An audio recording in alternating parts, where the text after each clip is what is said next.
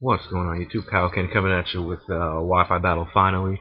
Um, yeah, I figured since I haven't been Wi-Fi battle in a while, I would just use this team that I made when Fiction first came out. So, anyways, getting to the team preview. Looking at my opponent's team, I figure you probably want to lead off with T-Tar or Ferrothorn, maybe even Infernate. So I figured the best thing on my team to lead with would be Hihi Daruma, because it's Scarf and it's gonna fuck shit up regardless of what he leads with. I figured I could get a hit off hard, maybe, kill stuff, and worst case scenario, just U-turn out if it's an unfavorable matchup. So eventually, this battle is going to start in like 2 seconds, I hope. Yeah, there we go. All right, so I got this battle off of Smogon Wi-Fi Battle Finder. I forgot who my opponent was. Nocreativeusername, I think was his name. Anyway, so he's gonna lead up with Ferrothorn as one of the potential leads that I thought he would lead with. So I'm just lead up with my Yugioh. So I'm not sure what he wants to do. I figure that I'll just go for the Flare Blitz in case he wants to stay in, predicting me to U-turn out. The worst case scenario, he switches out and then something else gets fucked up by encourage boosted Flare Blitz. So I figure I might as well go for it. And it turns out that he stays in. I guess he was over predicting, or he just wasn't expecting to go for the Flare Blitz. So that's a dead Ferrothorn right there. So I took an early advantage, 5-6 lead from me. So he's gonna go out to his Landorus now, and I'm not liking this matchup. So I'm gonna switch out into my Swampert because Swampert can pretty much take anything that this thing has, unless for some reason it has 10 power grass or something. I really don't know, but he's gonna go for the Earthquake. I contemplated going out to Rotom, but I figured Swampert would be better because I don't want him to know that my Rotom's defensive yet, even though he'll find out almost as soon as I switch it out. So I'm just gonna go for the Stealth Rocks here, I think. No, I'll go for the Skulls here instead of the Stealth Rocks. I know he still has Starmie around. So I'll go for the Skulls, hoping to get the burn. I mean, although it doesn't really matter against Starmie too much getting the burn, because it does natural cure, but it's just, more residual damage, and I actually do end up getting the burn. So that's pretty cool. I have to turn effects. I get my leftovers, and I see he doesn't have an item. So at this point, I'm assuming he's choiced. I just kept it in the back of my mind. I'm like, alright, I don't see an item. It's probably choiced or Life Orb. But I'm gonna switch out because the reason I thought he'd bring Starmie in was because it might potentially have I think it's Grass Knot or Energy Ball, one of those two. So I'm gonna switch out into Azaka because I thought he would use one of those two aforementioned moves. But he just goes into his T-Tar, and this matchup is alright for me, I suppose. It's not really that bad. It's not really that good. So I'm gonna stay in. I'm gonna go for the Sleep Powder, and luckily I hit. So this means that he's not gonna get any entry hazards up as long as the T-Tar's asleep. I killed the Ferrothorn already first turn, so I don't have to worry about him setting entry hazards because nothing else lets me set him up. Aside from the potential Infernate, but I'm not really too worried about that since he didn't lead off with it and he still hasn't brought it in yet. Not to mention he brought in his T-Tar before his Infernate, so I can pretty much assume that he doesn't have the Focus Sash. So he's probably not going to have the rocks. So I'm just going to go for the Leech Seed, kind of predicting him to switch out, even if he wanted to stay in, that would just be whatever damage on the T-Tar. So he goes on to his Infernate, and I don't see, well, I don't see any item derp. I'm not gonna see any item because Infernate doesn't run leftovers.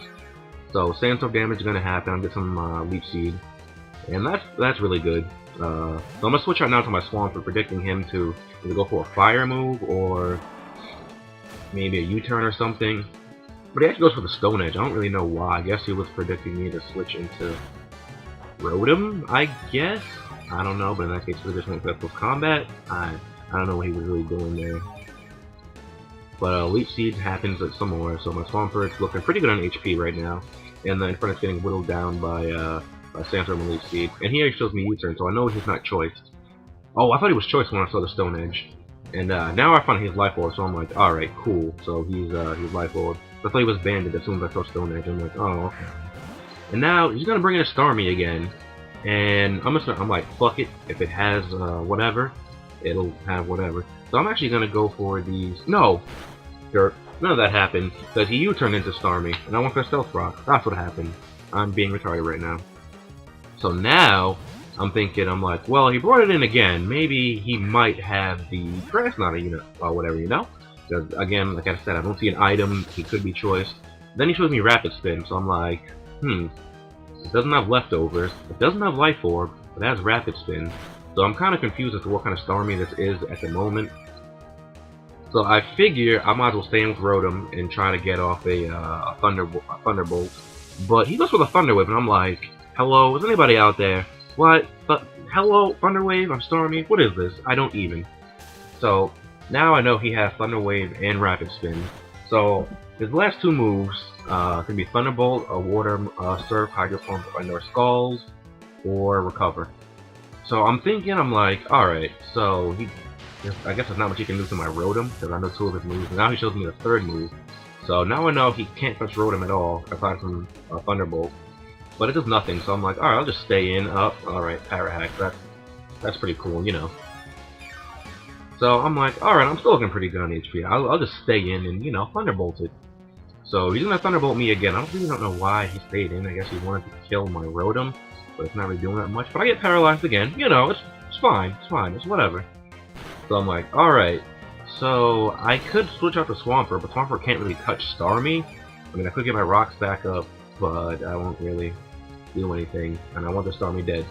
So I'm just staying. I'm like, alright, this time, maybe I won't get paralyzed. I'll just go kill a fucking Starmie now.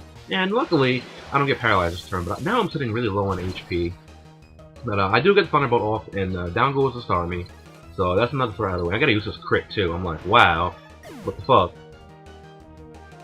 But yeah, so now Sandstorm happens, and my Rotom's really low on HP, so now Infernape can come in and just fuck my shit up.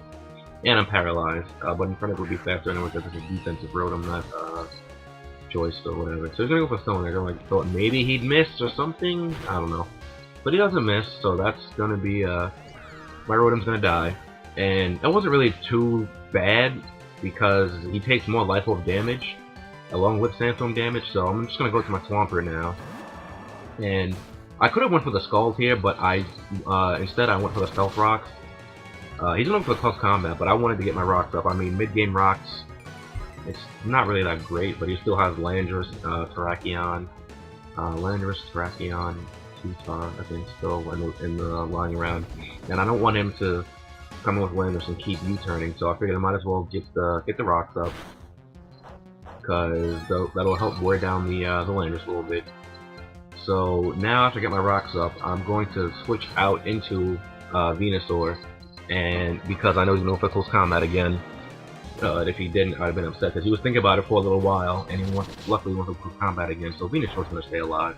And Venusaur can easily take that, because of the resistance from poison typing and whatnot. So Infernape's getting whittled down little by little, and I know next turn that it's going to die to Sandstorm and Life Orb recoil. So what I'm going to do here is now, he probably should have went for the close combat again, because now I'm going to switch back out into my Swampert again, predicting him to go for the Overheat now that I brought my Venusaur in. If he doesn't go to Overheat, then, I mean, I'd be upset. Well, not really, but he goes for the Overheat, and actually, it's actually going to take my Swampert out. I thought I would, you know, live with like a Sliver, but I guess I was too low to live it. But the Infernape's going to go down too. It's going to be a double down. And I think the score is 4-3 right now in my favor. I believe he has T-Tar, Terrakion, and Landorus left. So I'm just going to go out into my Lucario. Because, figure, worst case scenario, if he doesn't bring out Terrakion or Landorus, I'll just switch out into something else that can take their hits. But luckily, he goes out into his Tyranitar. I'm not really sure why he should have went out to Landorus. But Tyranitar sleep, I get a guaranteed sleep turn, so I'm just going to Sword Dance up. I'm going to Sword Dance up again and hope he doesn't wake up. Because this Lucario is actually Focus Sash, because I made this way back when I planned to use this as a suicide lead to just get damage on stuff. So I'm going to get the +4, and I figure that's all I'm going to need to clean up this battle.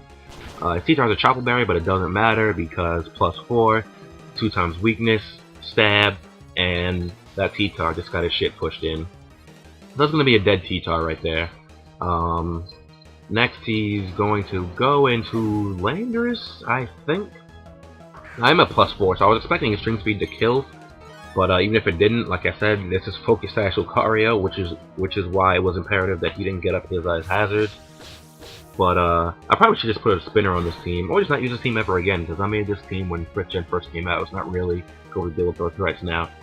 So anyway, I go for the Extreme Speed, and I get a crit. I don't really know if it mattered all that much, in the sense that I had Focus Sash and that I was at +4, so I'm not really sure if that matters. So Terrakian's going to come in now, and the Terrakian's actually Scarf, so if I really don't know if that crit mattered or not, because if it actually did, then this battle would have went slightly differently. Like, I wouldn't have lived this close combat. I likely would have died to it and had to go into my dark. No, wait, no. The Terrakian isn't Scarf. It's just naturally faster than Lucario. Why did I think it was Scarf when I saw it? And it's even has Life Orb. I guess I just didn't care because I had Focus Sash still intact, and I had Scarf or Manatee. But it was actually Life Orb. But that's gonna be it for this battle. So yeah, good game. Insert name of guy. I forgot the name. No creative username here. So you guys know the deal. Comment, subscribe, and good job to Kaioken. Catch you next time. Later.